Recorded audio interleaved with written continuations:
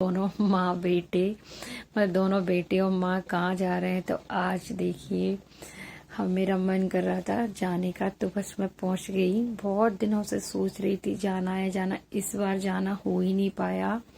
तो मैं आपको बता दूं, इस बार मैं इतना इतना ज़्यादा दुखी हो रही थी अपने घर जाने के लिए, बहुत ज़्यादा, लेकिन इस बार मौका ही नहीं मिला।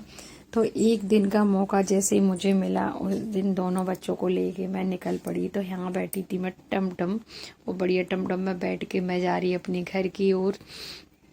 तो सबसे बात बताऊँ ना, मुझे टमटम जो है ना बहुत ज़्यादा पसंद है, ऑटो वगैरह से भी ज़्यादा। तो बस पहुँचने ही वाले हैं, तो आप लोगों को सरप्राइज़ दे दिया मैंने कि मैं कहाँ गई, अपने कौन से वाले घर गई हूँ। तो आज लक्ष्य को भी लेके आई मैं, और बहुत दिनों से। तो देखी, हाँ जैसे ही मैं घर पहुंची ना, और यहाँ बाबू मिल गया मेरा छोटा क्यूट ही। और फिर उसके बाद शाम हो गई थी, 5 बजे पहुंची, चाय वगैरह पी के नाश्ता करके ऊपर आए। 6 बजे हम बैठे थे, तो रीत की मस्ती चल रही थी अपनी मम्मा से। देखी यहाँ से क्या क्या बोले जा रही थी, क्या क्या बोले जा रही। छत के ऊपर बैठे थोड़ी देर हम सब, बहुत अच्छा लगा। यहाँ बच्चे खेल रहे थे, तो रीत इतनी खुश हो गई थी क्या ही मैं बताऊँ। और आरव और रीत की बहुत ज़्यादा पड़ती। तो यहाँ पे हम बैठे थे, बाबू, बच्चे, भैया। तो बहुत दिनों बाद ऐसा मौका मिला वो साथ रहने का। बहुत दिन हो गए जब बाबू हुई थी ना, जब मैं भैया के साथ इतना वक्त बिताया था, 8-10 दिन का। उसके बाद मुझे कभी एक दिन का भी मौका उनके साथ मुझे रहने को नहीं मिला। और नीचे आए तो भाभी बना रही थी चीला। मैं बहुत दिनों से उनसे बोली थी मुझे चीला बनाना नहीं आता। तो ये बेसन वाला चीला है, इसमें प्याज, हरी मिर्ची, सौंफ, अजवाइन, सारे मसाले डले हुए हैं। तो 2 तरह के चीला बनना है आज हमारे घर। हमारी दादी बनाया करती थी मीठा वाला, मीठा वाली काफ़ी पसंद आता था, मालपुआ जैसा लगता है। और एक तरफ नमकीन और एक तरफ मीठा। तो आज उन्हें बना के फटाफट से, उन्हें अच्छी तरह से चीला बनाने आते, मुझे नहीं आते। और फिर ये था मॉर्निंग का टाइम, तो मैं बड़ी भाभी से मिलने आई।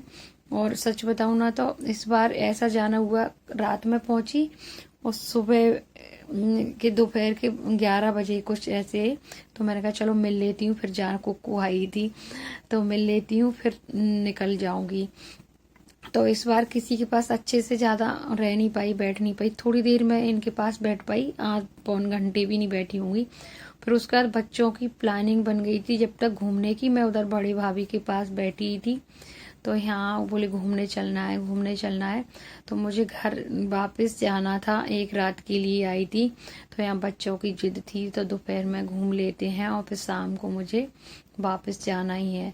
तो बच्चों की जिद थी कि चिड़ियाघर जाना है, लेकिन हम लोगों का मन नहीं था, बारिश काफ़ी हो रही थी। तो बच्चों का मन था, आरव को और रीत का इतना ज़्यादा मन था क्या ही मैं बताऊँ, इतने खुश थे दोनों बच्चे।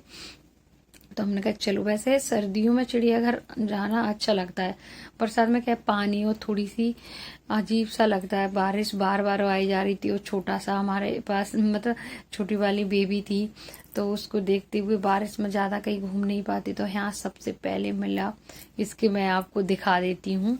और बहुत देर तक हम घूमे, बारिश भी होने लगी तो कहीं बैठ भी गए। और ये है देखिए बहुत बड़ा तोता, कलरफुल।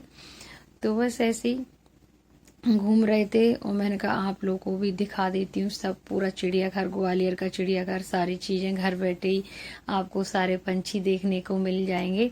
तो वो बहुत बड़ा ब्लॉग है जी, तो आधा इसमें दिखा पाऊंगी, और फिर दूसरे पार्ट भी देख।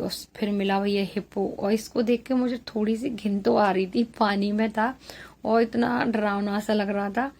उसके बाद मुझे सबसे अच्छे लगते हैं हिरन, छोटे छोटे जो हिरन होते हैं ना, मुझे सबसे अच्छे लगते हैं। मुझे सच बताऊं ना, तो जंगल में सबसे ज्यादा कौन से जानवर अच्छे लगते हैं, हिरन अच्छे। हाँ, मुझे सबसे अच्छे जानवर भैया हिरन के जो छोटे बच्चे होते हैं ना, वो सबसे ज्यादा पसंद है। कितने क्यूट थे, बहुत अच्छे लगते, देखने में भी काफी सुंदर लग रहे थे।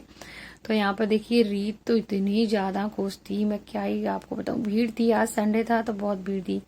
फिर देखिए मगरमच्छ, इतने सारे मगरमच्छ पड़े हुए थे यहाँ, पानी से बाहर निकल गए कोई पानी में। तो इनको भी देख के बड़ा डरावना सा लग रहा है। जब टीवी या मोबाइल में देखते हैं तब उतना नहीं लगता, लेकिन जब पास में देखो ना काफी डरावना ऐसा लग रहा था, बिल्कुल मुंह निकाले पड़े हुए थे।